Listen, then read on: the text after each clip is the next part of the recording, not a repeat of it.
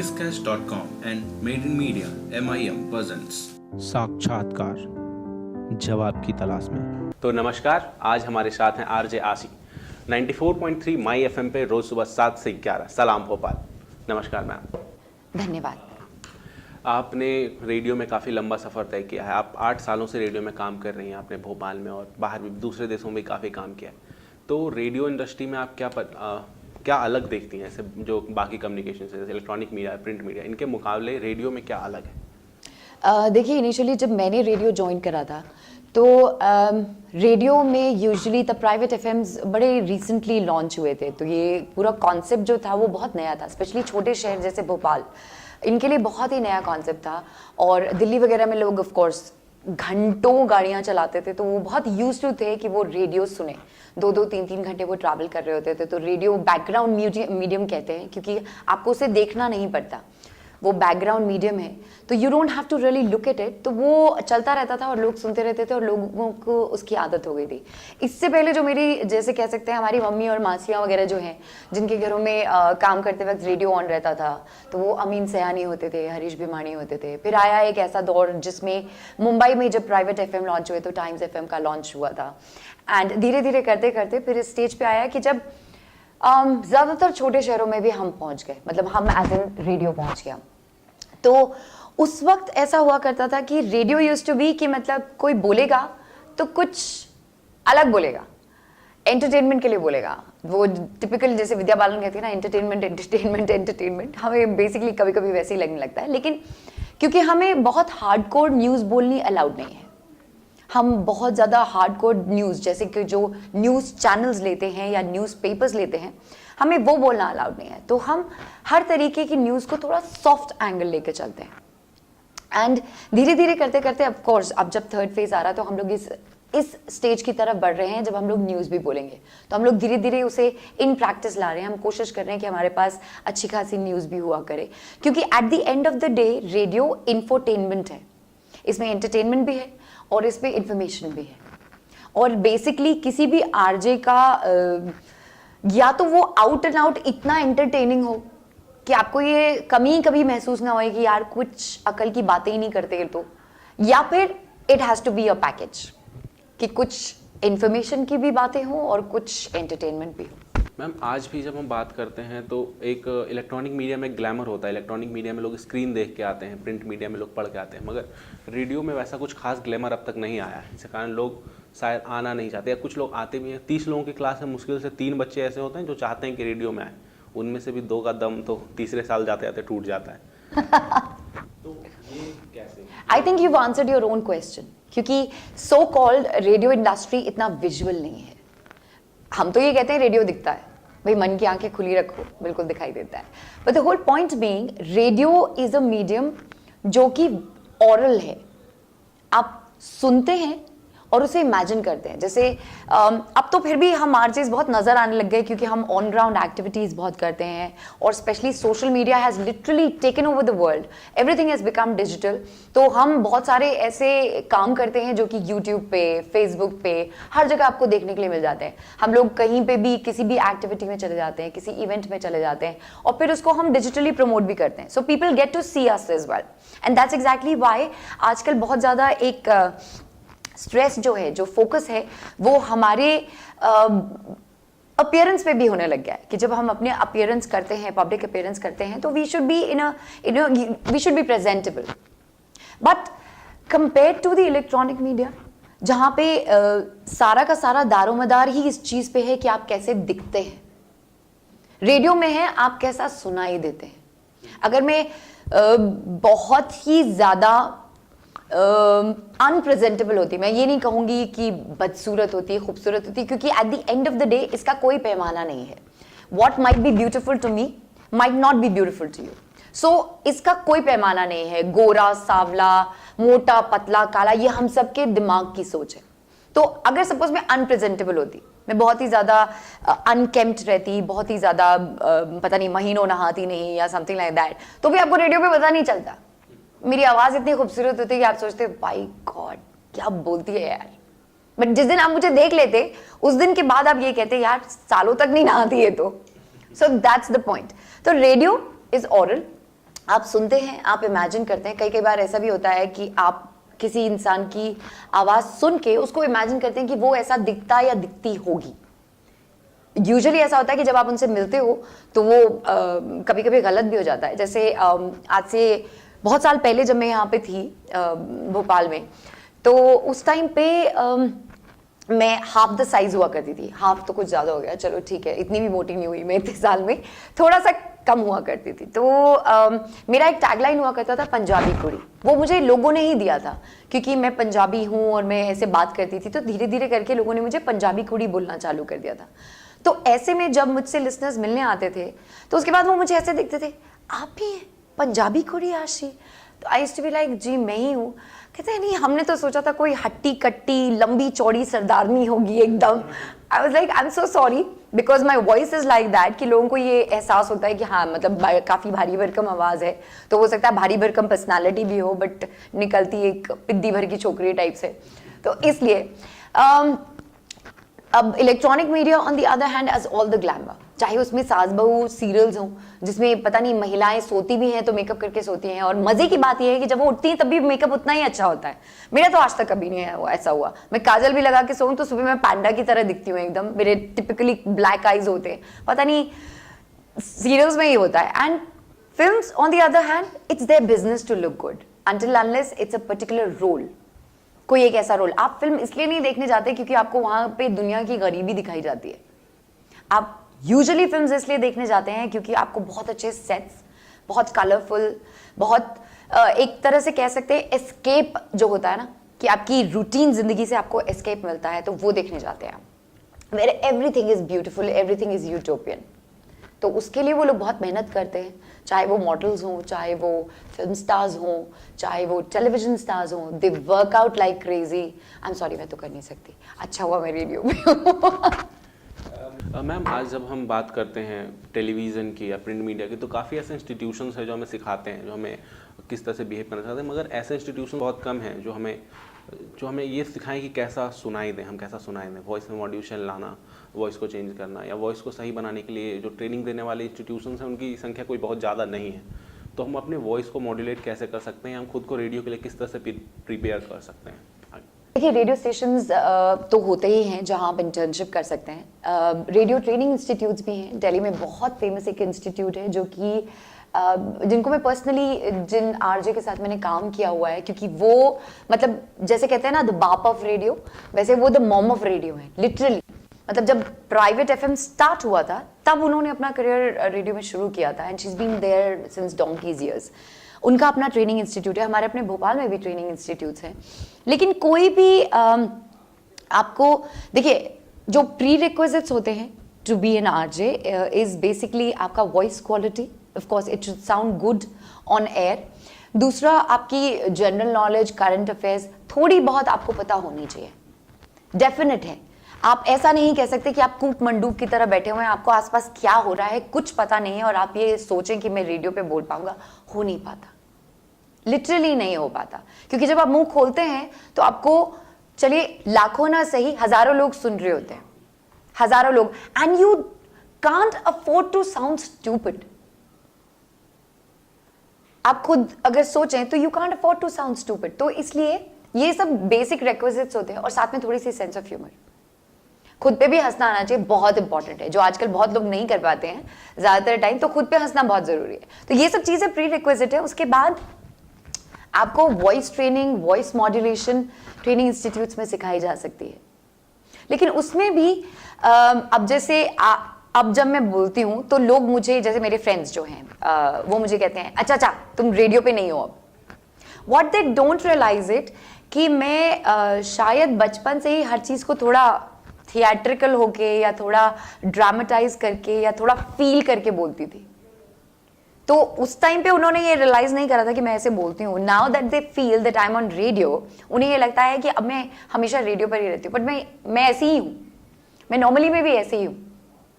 तो voice modulation, आपका technical part जो है, ये सब कुछ आपको ट्रेनिंग इंस्टीट्यूट्स में सिखाया जा सकता है, जो कि आई थिंक आजकल तो बहुत ज़्यादा हो गए हैं। So you can always learn that.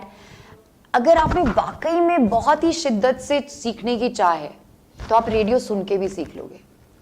आप थिएटर करें, बहुत इंपॉर्टेंट है। थिएटर से अच्छा आपको वॉइस मॉड्यूलेशन मुझे नहीं लगता कोई भी मीडियम सिखा सकता है। Story telling, theatre is very important.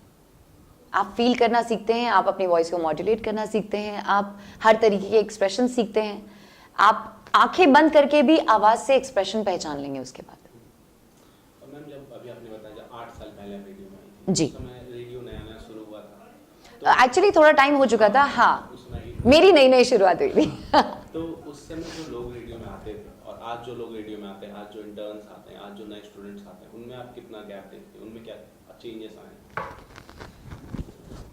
एक चेंज जो नहीं आया है वो ये है कि लोगों की थिंकिंग कि मैं बहुत बोलती हूँ या मैं बहुत बोलता हूँ तो मैं आरजे बन सकता हूँ, which is typically not true. कब, क्या, कहाँ बोलना है, कितना बोलना है, विच इज वेरी इंपॉर्टेंट। मेरी बेटी को तो बहुत ज्यादा बोलने की आदत है, वो तो बहुत बोलती है, ये यूजुअली हमें सुनने के लिए मिलता है। बट द पॉइंट इज कि आपकी बेटी को ये मालूम है कि कितना बोलना है, कहाँ बोलना है, क्या बोलना है, कैसे बोलना है, which is very very important.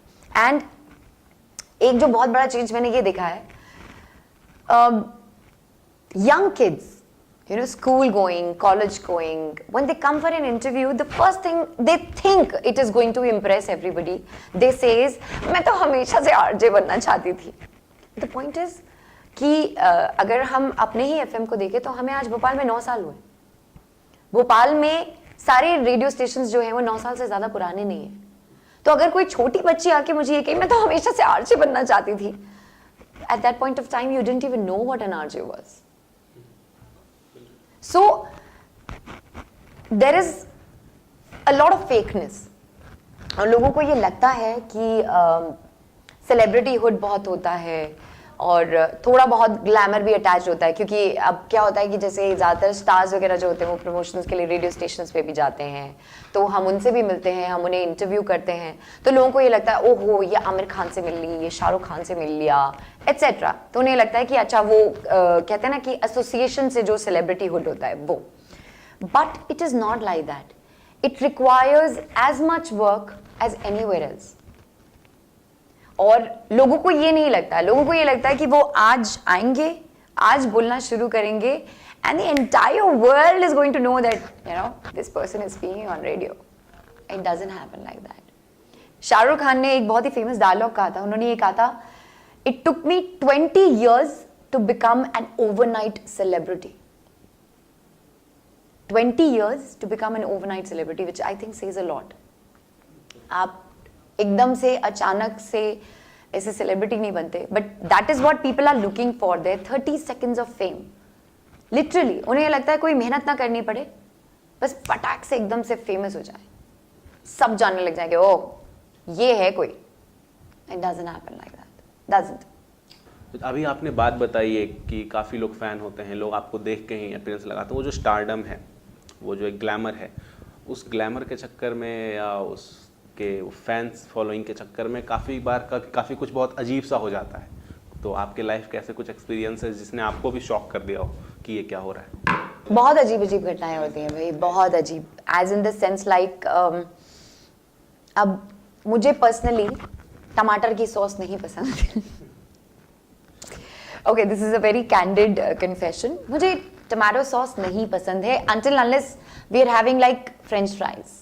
You know, French fries के साथ यूजुअली आप खा लेते हो, या पकौड़े जब बनते, भजिए जिस दिन बने तो आपने टमाटर की सॉस निकाली, और वो भी थोड़ी चिली या फिर हॉट का गार्लिक वाली एंड स्टफ लाइक दैट। बहुत इनिशियली मेरे करियर में जब मैंने नया नया रेडियो शुरू किया था, तो there is something which is known as an RJ mention. हमारी लैंग्वेज में उसे आरजे मेंशन कहते हैं। जब हमको किसी कंपनी से पैसा मिलता है उनके प्रोडक्ट को एंडोर्स करने के लिए, सेल करने के लिए क्रिएटिवली, और मुझे टमाटर की सॉस बेचनी थी। और मैंने अपने लिंक में मतलब जब हम बोलते हैं कहीं पे तो उसे लिंक कहते हैं, बिकॉज वो बेसिकली सॉन्ग और जो आगे आने वाली चीज़ होती है उसको लिंक करता है। मैंने बहुत ही क्रिएटिवली अपना दिमाग लगा के आज बारिश हो रही है और ऐसे में सब गर्मा गर्म समोसे खाने का बड़ा मन कर रहा है, और वो भी टमाटो सॉस के साथ etcetera etcetera. One of my very very good friends, मतलब वो जो होते हैं ना, जो आपको लिटरली आपको डर उसमें जानते हैं एकदम कि आप किस तरीके के इंसान हो. 1 minute later, I got a call, I got a message that says, तुम समोसे खाओगी, वो भी टमाटर की सॉस के साथ. And I was like, यार ठीक है, मैं खा लेती हूँ कभी कभी समोसे. And at that point of time, I used to be very finicky about what I ate. तो वो फ्राइड और ये सब चीजें हुआ करती थी ना, कभी थोड़े थोड़े टाइम में आपको ऐसा लगता है कि नहीं मुझे बहुत हेल्दी खाना खाना चाहिए. तो वो मेरा वो वाला पीरियड चल रहा था उस वक्त. तो I was made a lot fun of at that point of time. एक बार तो नहीं, कई बार ऐसा भी हो चुका है कि आप कभी कभी रिकॉर्ड करते हैं शोज. वीकेंड का शो हो गया, तो वीकेंड पे there was a show that I had recorded and I went out for a drive with my friends and my friends ragged me to bits at that point of time. बड़े उससे कह रही हैं मैं हूं आपके साथ. किसके साथ? तुम तो हमारे साथ हो. तो these kind of things, they're both funny and they're like weird at the same point of time and very candid also. तो कई बार ऐसे होता है. अब जैसे हम कुछ रिकॉर्ड करते हैं, अभी मेरे स्टेशन पे कुछ ऐसा रिकॉर्डेड चल रहा है जो कि मैं दूसरों के शो को प्रमोट कर रही हूँ. दूसरे के शो को प्रमोट करती हूँ कि आप दिल चाहता है ऐसे में सुने, या हैप्पी इवनिंग्स ऐसे में सुने, या 16 ऑलवेज ऐसे इसलिए मैं सुनती हूँ, एटसेट्रा एटसेट्रा. तो मुझे लोग फोन करके पूछते हैं आप पूरे दिन रेडियो सुनती रहती हैं, आपके पास और कोई काम नहीं? तो I am like good question, very good question. Then I don't have an answer, but candidly there is a radio running in my office right on top of our heads. So yes, I do listen to the radio. तो बहुत सारे funny incidents भी होते हैं, बहुत सारे amazing incidents भी होते हैं, बहुत सारे इंसिडेंट्स भी होते हैं आपके साथ. या दैट्स लाइफ. हम आपसे जानना चाहेंगे कि जो लोग हैं जो मीडिया इंडस्ट्री में आना चाहते हैं, जो नए स्टूडेंट्स हैं जो रेडियो इंडस्ट्री में आना चाहते हैं, उनके लिए आपका कोई मैसेज है, आपके कुछ टिप्स? ओहो, दैट साउंड्स लाइक आप अपना ज्ञान थोड़ा सा बांटे please guys. Okay, I would really like to say कि please come into the industry if you really want to do this. अगर आप नहीं करना चाहते हैं या सिर्फ ग्लैमर के लिए करना चाहते हैं तो मत करें. You really have to love the medium, क्योंकि there will be times when आपको ये लगने लगेगा कि मैं क्या कर रहा हूँ या क्या कर रही हूँ, what am I doing here? There will be times. तो तब अगर आपके पास वो passion नहीं होगा, you will not be able to sail through. So you really have to be passionate about not only the medium, but entire life in general. आपके पास ये passion जो कहते हैं ना कि आपको, जैसे हमारी कंपनी का मोटो है जियो दिल से, वी से what does it really mean? Doesn't mean कि मतलब अपना दिल निकाल के बाहर रखो और देखते रहो उसे कैसा जीना हो रहा है. It's not like that. It just means that there are lot of things जिनको अगर आप फॉलो करते हैं तो वो उनका मतलब होता है दिल से जीना. जैसे आप अपने पैशन को फॉलो करें, आप सोशल रहें, दूसरों में खुशियां बांटें, प्रेशर में ना आए, इतनी सारी चीजें जिससे एक्चुअली ये साबित होता है कि आप दिल से जीते. So that's what I want to say कि मतलब अगर आप दिल से ये काम करना चाहते हैं तो करिए, and there will be no stopping you there, because if you are going to be passionate about the job will give you multifold returns, multifold. And not only एक बहुत बड़ी चीज जो आप अपने दिमाग से ये भी निकाल सकते हैं कि आपको सिर्फ ग्लैमर मिलेगा या सेलिब्रिटीहुड मिलेगा. मैं 12 घंटे 15 घंटे काम करती हूँ, मैं फिर सुबह आ जाती हूँ 6:30 बजे. तो ऐसा नहीं है कि काम नहीं है, मेहनत नहीं है, बट लोगों का प्यार सबसे ज्यादा इंपॉर्टेंट है. It's when people treat you as part of their family. जो लोग आपको सुनते हैं रोजाना, मैं 3 साल भोपाल में नहीं थी, मुझे सोच भी नहीं सकते आप कितने अनगिनत मैसेजेस आए होंगे. कहाँ है, क्या कर रहे हैं, वापस क्यों नहीं आ रही, ये वो. लोग नाराज हो गए थे मुझसे कि मैं बीच में छोड़ के चली गई. बिकॉज इट्स लाइक फैमिली, कि मतलब आपके फैमिली में से या आपके फ्रेंड सर्कल्स में से कोई एक फ्रेंड अचानक से गायब हो जाए. It's like that. And when I came back, people treated me so very warmly that it actually brings tears to your eyes. Thank you. Right? Thanks for watching share and subscribe us, and stay tuned for next video.